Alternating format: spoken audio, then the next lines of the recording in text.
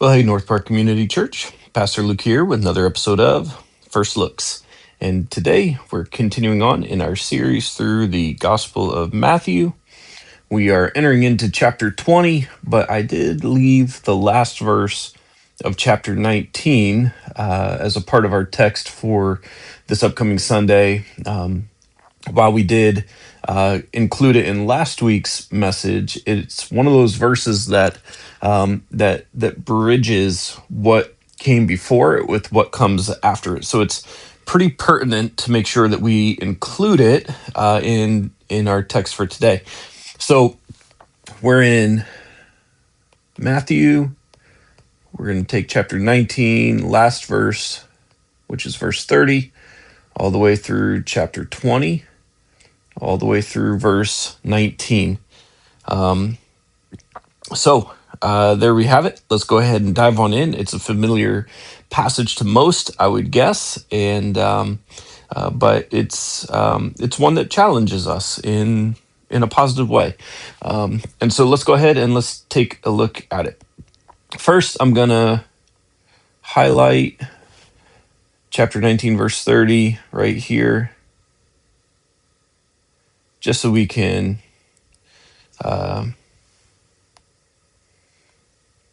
just recognize the importance of this verse in its transitional role. What came right before is the rich young ruler.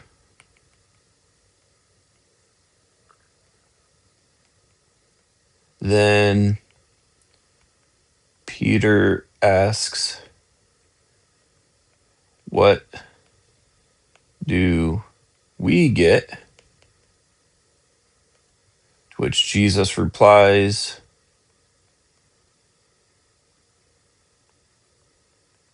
"Hundredfold."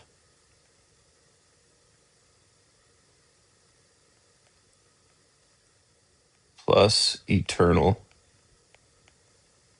life. So, rich young ruler comes and approaches Jesus. What do I have to do to inherit eternal life? Jesus says, keep the commands. He says, I've done all of this. Jesus says, yes, but there's one thing that you still lack. Go sell everything that you have, give it to the poor, and then follow after me. Rich young ruler goes away sorrowful because he had great treasure, great possessions. And Jesus then turns to his disciples, says it's harder for a rich man to enter the kingdom of heaven than it is for a camel to get through the eye of a needle. And then Peter says, oh, well, what about us? What do we get? Because we've left everything to follow you, Jesus. And Jesus says, anyone who's left home or father, mother, child, or land to follow after me, they'll be given 100-fold and eternal life. And so that's what takes us through the end of chapter 19. And then after Jesus says, you'll receive 100-fold plus eternal life, then it says, but many who are first will become last, and many who are last will become first. And then Jesus says this, he starts to give us a parable. And we see that right there. There's the key language. So first of all, we see for. This for links what is behind with what is ahead. So for the kingdom of heaven is like, this is classic parable introduction. Classic parable introduction. And what is it like? It's like this. It's like a master of a house. This master is God. He's the master of the house, and I tell you, is God. And he went out early in the morning Okay, so early in the morning, start of day, which would have been 6 a.m. And he goes out there to hire laborers. Now, the laborers, this would have been, sometimes they're called day laborers. And these were guys who did not have consistent, let me just, guys who did not have consistent work. They kind of just showed up in the town square, in the marketplace. They would show up with their tools, whatever they had, and they would wait. They would wait for owners of land who needed extra help beyond what their servant base was. This is something that would have been more typical to happen, especially around the harvest time, when there was just a lot of work to be done. And so landowners, masters of vineyards, things like this would go into the marketplace, select the help that they need, take them back, have them work for the day, pay them a day's wages, and that was the transaction. And so this master, he goes, oh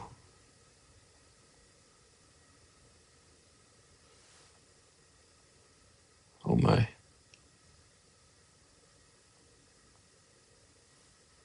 See if I can, there we go.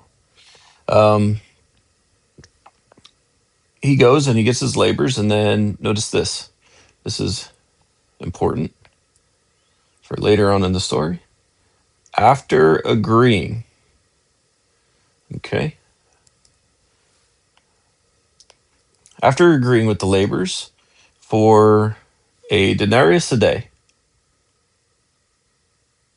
this would have been very typical. Not exceptionally gracious, certainly not being stingy, just kind of the average going rate for a day's wage. And then he sent them into his vineyard. Now, let me make a comment about this. This is a parable, but in Isaiah,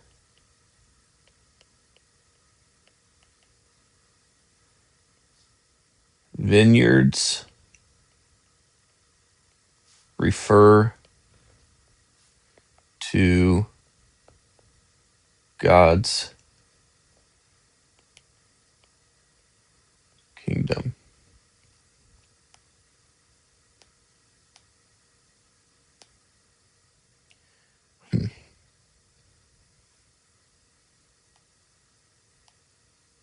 There we go.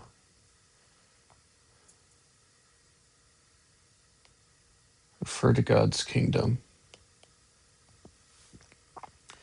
And that's just something that these first hearers would have a little bit more naturally made the connection of for us today. But then we go on, we progress in the story, and he goes back out again at the third hour. Third hour counts from 6, so this would be 9 a.m. And he saw others standing, and he said to them, go to the vineyard too, whatever is right. So he agrees with the first, and then he says, just whatever is right, I will give you. So they went, and he then went out again at the 6th hour. This is noon. 6 plus 6 equals 12, 12 o'clock. And then he went out again at the 9th hour, which would have been 3 p.m. He did the same. And about the 11th hour, and the 11th hour would have been 5 p.m. and 6 was end of day. It's the end of the working day. The working day was 6 a to 6 p, and then nighttime was 6 p to 6 a. And nighttime and daytime were both counted in 12-hour installments. He finds others that are standing out there in the last hour of the day. Now, it says something about these guys that they were still out there even when the day was so late, and they're still standing, and that says something about them. They're not lazy. They're not cutting it and going home and sitting on their porch or anything like that. They're still standing out there. And maybe what else is something significant? Well, let's look at the question. He says, "Why are you still standing here idle all day?" And they say to him, because no one has hired us." So the master asks them why they're still there, maybe indicating that he wasn't out there looking for these guys, but he's in the marketplace at about 5 p.m. and he sees that there's still guys who haven't been hired out. And so he asks about it. Now, what would have been likely is that these were undesirable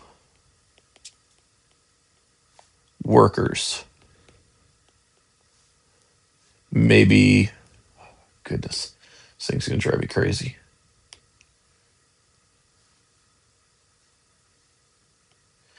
Maybe old or cripple or non-Jews. Those all could have been reasons why they wouldn't have been selected. If you would have been young and strong, looked like you could handle a full 12-hour day's work and keep the energy up and get a lot accomplished, you would have been the first to be selected. So the guys that are still there at 5 p.m. are probably the bottom of the barrel of what the options were at the beginning of the day. And he sees them still there. And here's what he knows. He knows that if they don't get paid, they don't eat, and likely their families don't eat either.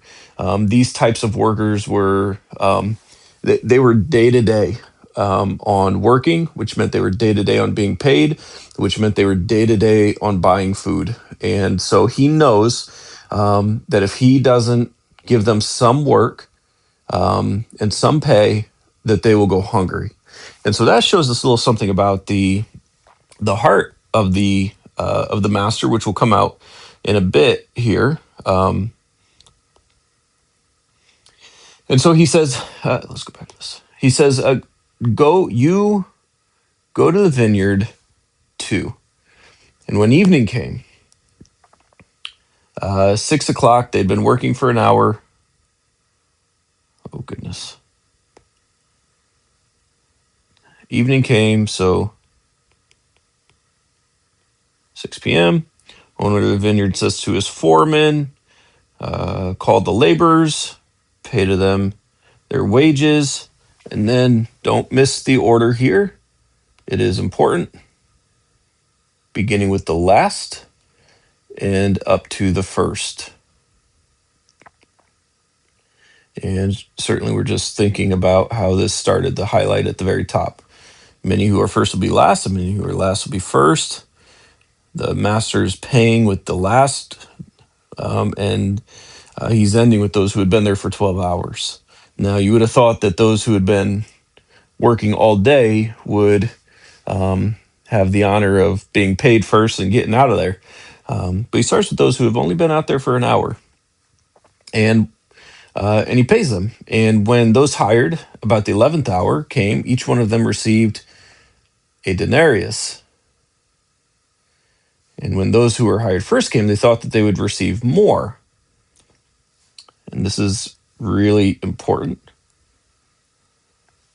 Thought that they would receive more. They assumed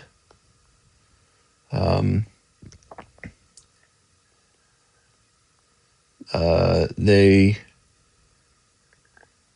should be treated fairly. Assume they should be treated fairly. And fair would be that if you get paid a denarius for 1 hour for the 11th guys, then they should get something like, I don't know, 12 denarii would be would be certainly keeping with the proper percentage, but they certainly should be getting more than one denarius. That's a given. But each of them received a denarius, and on receiving it, they grumbled. Don't miss that. They grumbled at only getting a denarius. And they grumbled at the master of the house, and they said, "These last worked only 1 hour, and you have made them equal." Yeah, there it is.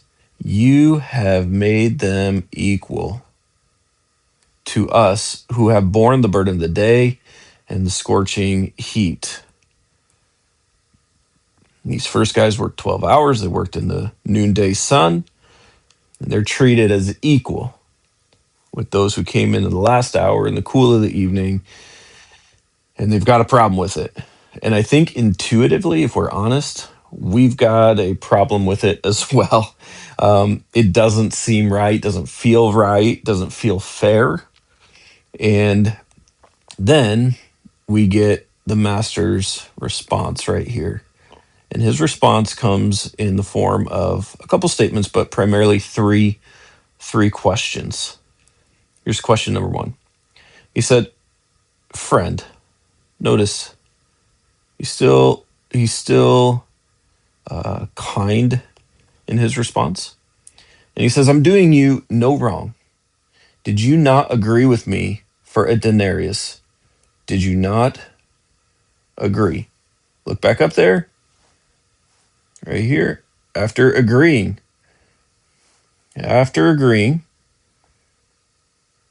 did we not agree for a denarius? And what do we learn? Master keeps word, is trustworthy. What he said, he does. They agreed on a denarius. It's a fair wage. He said he would give it to him, and he gave it to him. And so then he says, "Take what belongs to you and go. This is yours. You worked for it. It's yours." Then he says, "I choose to give to this last worker as I give to you. I choose this. It's what I want to do." And then he says, Am I not allowed to do what I choose with what belongs to me?" And we see that the master chooses to be compassionate and generous. That's what he chooses to be.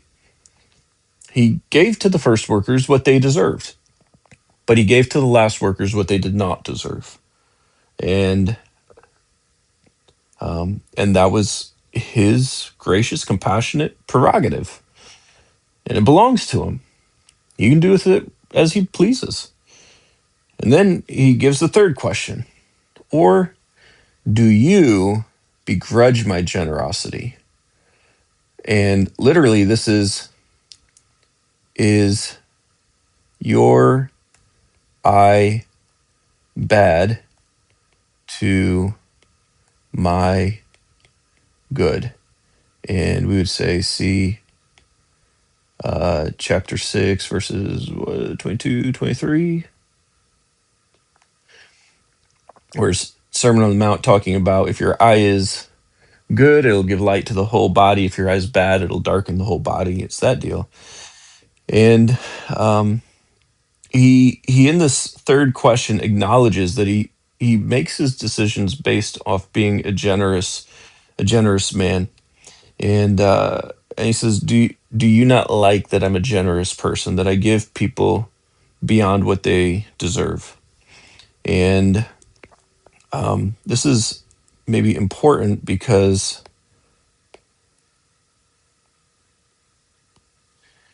it was his generosity to choose first group to work at all in the first place. They were still the recipients of his generosity. He just chose them earlier, which came with a higher responsibility to work for the full day. But it was still his going out to them, choosing them, and allowing them the privilege to come into his vineyard to receive wages at the end of the day, what he promised he would give them. And then here we go. It bookends. So the last will be first, and the first will be last, and that carries with us the theme that runs throughout, from 1930 to the middle at the pavement to the very end there. And then there's one other section that I include here, and I think it's relevant to our passage to really grasping the generosity and the heart and the graciousness of the Master, who is revealing to us the character of God and how he works in his economy and how he gives so lavishly, so generously. And it's because of this that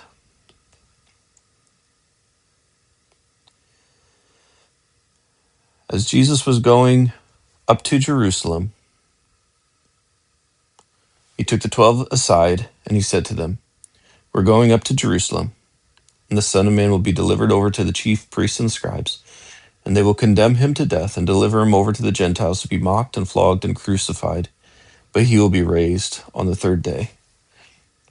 And we see that the grace of Master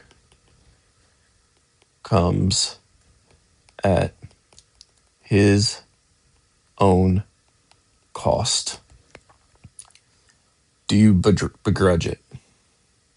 So there it is. It's just a quick look at this maybe familiar passage, but it challenges us in ways that I hope to draw out in the sermon on Sunday. And so hopefully this gives you a preview of the text and familiarizes you with some of the themes and what's going on there.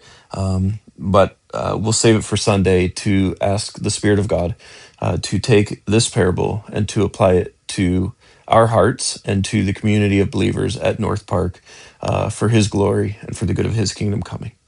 And so there you have it. I love you, church. Please pray for me as I work on developing this into the sermon, and I'll see you in a few days.